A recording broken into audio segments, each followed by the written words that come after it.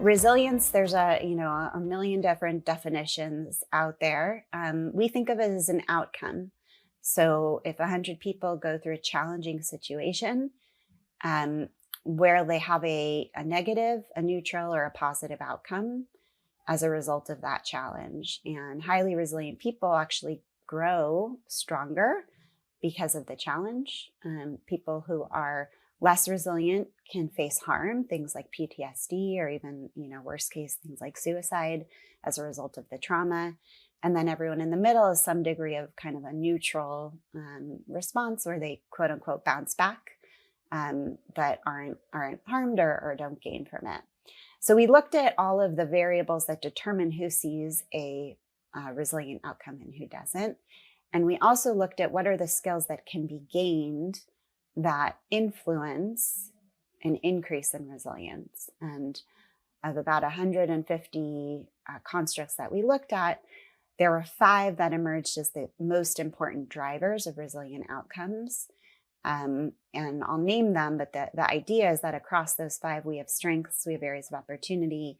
If we want to get the most bang for the time invested, invest in building the ones where you have more room to grow, invest in the areas that you're weaker, and know your areas of strength so that when you're in a foxhole, you can lean on those. You can really pull those out to your advantage.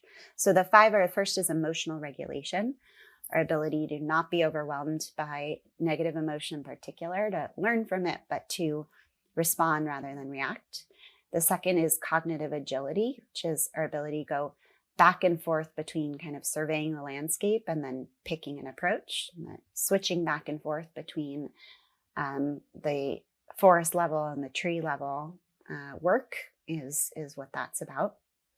Optimism, which is the tendency to provide a positive explanation or foresee a positive outcome. It's realistic. It's not fantasy, but it keeps us motivated, whereas pessimism really demotivates us and is a precursor of depression. Self-efficacy is the 4th. That's our kind of like self-confidence. It's our belief that we can accomplish what we set our mind to. And if we're in a difficult spot, if we don't believe in that, we won't try. And the last is self-compassion. We can be much harder on ourselves than we are on other people.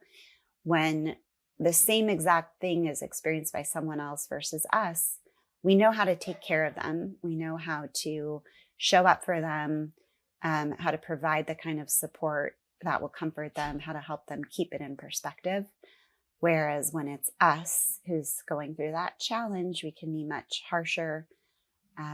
We can lose perspective and feel like much more of a failure than we need to or than is helpful to. So being able to extend that playbook to ourselves is self-compassion.